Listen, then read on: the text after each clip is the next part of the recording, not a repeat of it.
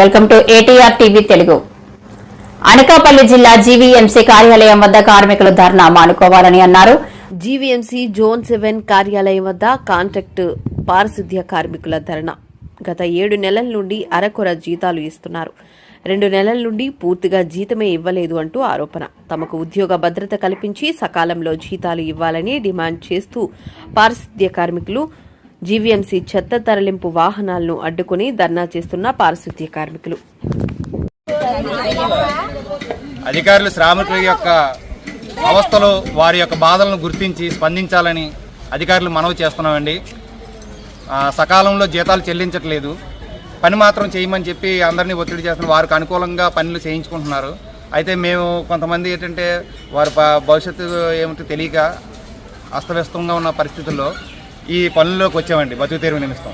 అయితే ఆకలి దప్పుల బాధలతో ఉన్నటువంటి ఈ శ్రామికులకు మీరు అధికారులు స్పందించి సకాలంలో జీతాలు చెల్లిస్తారని మనం చేస్తూ, అలాగే వారికి జీతంలో కట్ చేస్తూ మీరు పిఎఫ్ ఈఎస్ఐ నెంబర్లు ఇవ్వకుండా ఇప్పటి వరకు తెలియజేయలేదు.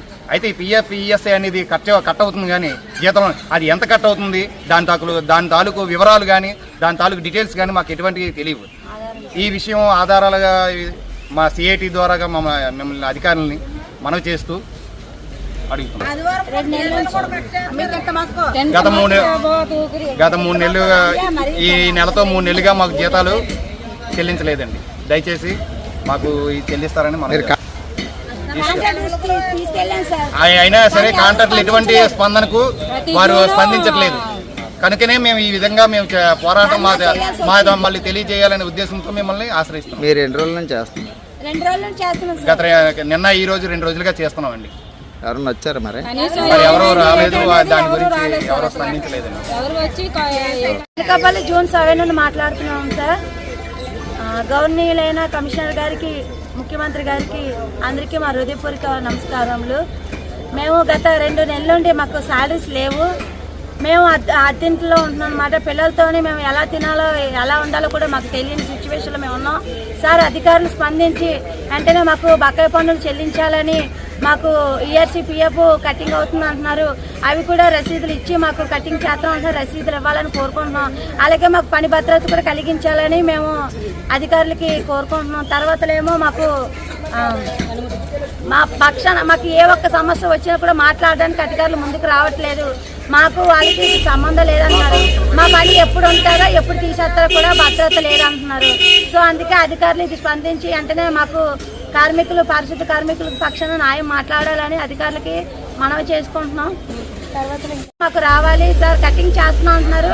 అది ఏమి నంబర్లు కూడా మాకు ఇప్పటిదాకా ఇవ్వలేదు. తర్వాత మా జీతాలు 13,500 అన్నారు, కానీ మాకు వచ్చే జీతం మటుగా 10,025 రూపాయలు ఇస్తున్నారు. కొంతమందికి 7,000, 3,000 కూడా ఇచ్చిన సిచ్యువేషన్ ఉంది. జీతం ఎంత అనేది కూడా క్లారిటీ లేదు. మా పని ఉంటుందో ఊడుతుందో కూడా తెలియదు. ఈ సిచ్యువేషన్ మేము ఇలాగ ఉన్నా కూడా కష్టమైన సుఖమైన వానైనా ఎండైనా మేము కష్టపడడానికి వెళ్తున్నాం. అధికారులు చెప్పినట్టు మేము ఆలకిస్తున్నాం, కానీ మాకు పని భద్రత లేవు సార్.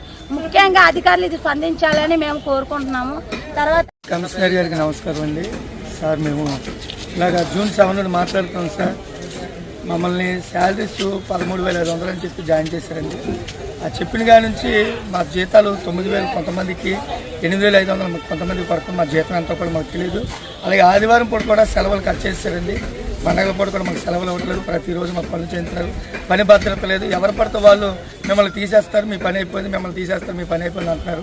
కాబట్టి అలా భయపెట్టే కన్నా మేము కట్టిన డబ్బులు మాకు ఇచ్చేసి, మాకు ఇవ్వాల్సిన జీతాలు మాకు ఇచ్చేసి మమ్మల్ని ఇంటికి పంపించేసినా పర్లేదు సార్. ఇలాగా పడుతూ కష్టాలు పడుతూ అని అందరి చేత అనిపించుకుంటూ మా పనులు చేయాల్సిన అవసరం మాకు లేదు సార్. మేము వచ్చిన కాడ నుంచి చాలామంది పనులు కూడా చేయడం మానేశారు సార్. మా చేతిలో పనులు చేస్తూ ఉన్నారు. కింద పోగులు కూడా ఎత్తిస్తూ ఉన్నారు, మట్టి పోగులు ఎత్తిస్తూ ఉన్నారు, చెత్త పోగులు, కాలువ పోగులు కూడా ఎత్తిస్తూ ఉన్నారు సార్. సేఫ్టీకి గ్లౌజులు లేవు, సేఫ్టీ వర్కర్స్ ఏమీ లేవు సార్. మాకు మేము చేస్తున్నాం, చాలా ఇబ్బందిగా పరిస్థితులు చేస్తున్నాం. మేము డబ్బులు కట్టి వచ్చాము, ఆ డబ్బులకు వడ్డీలు కట్టుకోలేకపోతున్నాం, ఇంటి అద్దెలు కట్టుకోలేకపోతున్నాం, పిల్లలు స్కూల్ ఫీజులు కూడా కట్టుకోలేకపోతున్నాం సార్. ఒక పూట అంటే మరొక పూట ఉండలేని పరిస్థితుల్లో మేము ఉన్నాం. మమ్మల్ని మీరు అర్థం చేసుకుని అధికారులు 2 రోజులు మేము ఇక్కడ స్ట్రైక్ చేస్తున్నా సరే ఏ అధికారి కూడా వచ్చి మమ్మల్ని పట్టించుకోలేదండి. కనుక వెంటనే అధికారులు అందరూ స్పందించాల్సిందిగా హృదయపూర్వకంగా కోరుకుంటున్నాం.